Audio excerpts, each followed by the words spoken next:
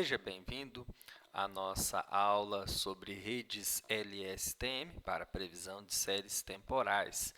Nesse vídeo, nós mostraremos a implementação de um código Python no editor Colab para a previsão de séries temporais referentes a esse dataset, o Air Quality da UC Machine Learning Repository.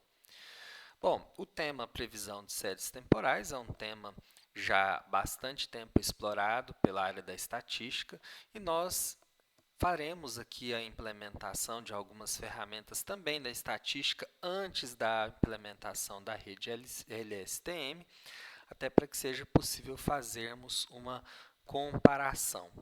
Então, o código que já foi executado, eu vou só mostrar os resultados, né? Nós iniciamos com a instalação dos módulos, depois a importação das bibliotecas necessárias, a leitura do arquivo CSV, e nós podemos mostrar, né,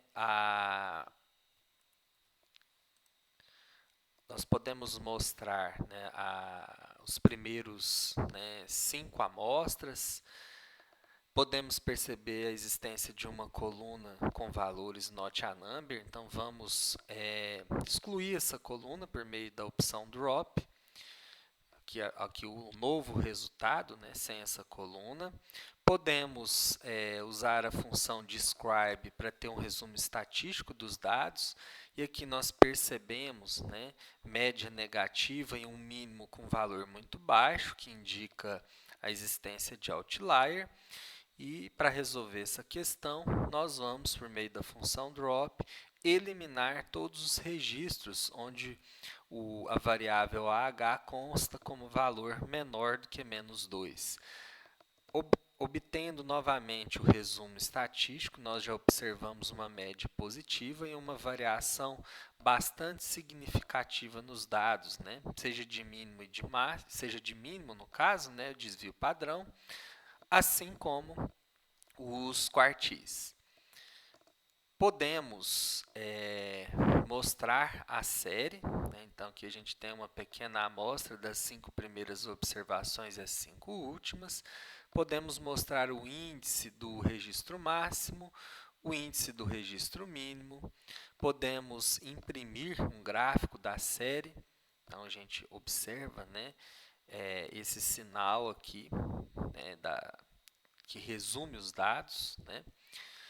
Podemos fazer uma representação dos dados por meio dos anos, então a gente, né, utiliza aí a média dos anos e aí a gente já tem uma representação um pouco diferente. E podemos fazer uma representação também semanal, caso a gente queira, né? E a gente já tem também aí uma mudança interessante. Uma ferramenta bastante útil para tentar entender os dados é a decomposição, né, em tendência, sazonalidade e ruído.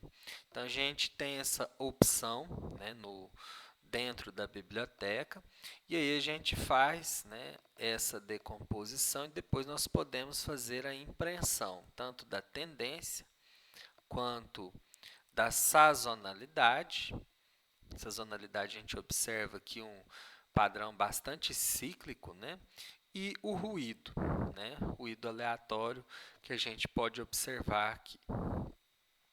Bom, para o modelo ARIMA, né, a gente tem aí alguns parâmetros, né? Então, a gente está usando aqui o básico, 2, o 2 e o 2.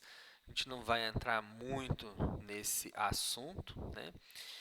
E de maneira que, para fazer uma predição, né, ele consegue fazer essa predição para a gente, para valores que a gente indica dentro aqui da amostra, né?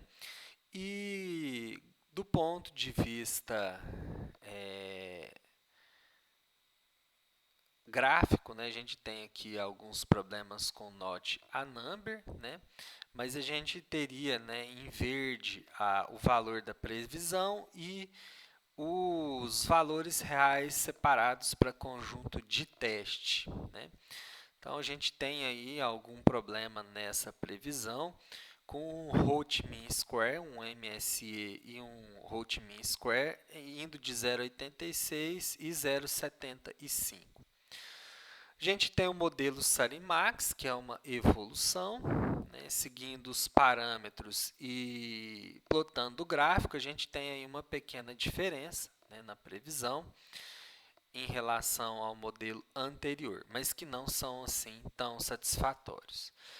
Bom, e aí o interessante, aqui também dá para imprimir, né, os valores, né, do MSE e do RMSE, que são métricas bastante importantes aí para a parte de avaliação de modelos de previsão de séries temporais.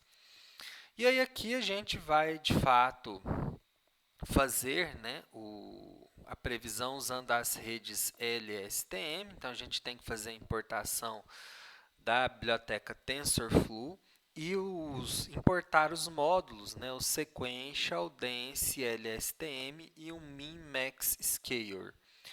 E nós temos aí uma funcionalidade que é a criação de um vetor de sementes aleatórias que vai ajudar na performance do modelo, tá? Nós fazemos a normalização dos dados e o reshape para que eles fiquem num formato em condições, né, de haver o treinamento da rede LSTM, né? E depois nós fazemos, né, a preparação do conjunto de treinamento e de teste. Também usamos o reshape e criamos o modelo da rede propriamente dito, né? Então a gente faz a chamada do modelo sequencial, adicionamos, né, uma primeira camada LSTM com o parâmetro 4, né, e aqui o input shape, e uma camada densa logo em seguida. Depois nós fazemos o compile, utilizando como função de perda o mean squared error e como otimizador o alpha, o adaptativo e o momento. Passamos como parâmetros, né, o treinamento em x, em y, a quantidade de épocas, o batch size e o verbose, igual a 2. Bom, né, a partir do momento que a gente faz o treinamento, a gente passa a ter esses resultados, conforme a gente pode observar, né, pouca variação na nossa loss, né, e depois nós vamos fazer as predições, né, e já imprimindo aqui o gráfico do modelo por meio dessa rotina de comandos. Então, a gente tem um RMSE bastante baixo, como a gente compara com o ARIMA e o Sarimax, e aí que a gente tem no conjunto de treinamento e no conjunto de teste, e o gráfico evidencia bem, né, o que o modelo consegue construir, né? Em azul são os dados verdadeiros, em preto é a rede LSTM tentando fazer a predição para os dados usados no treinamento e em vermelho para os dados usados em teste, o que mostra, né, uma boa performance desse modelo para a previsão de séries temporais, desse tipo de rede, né? Eu espero que esse vídeo seja um ponto de partida e que ajude você na implementação dos seus próprios projetos. Muito obrigado, né, e bons estudos para você.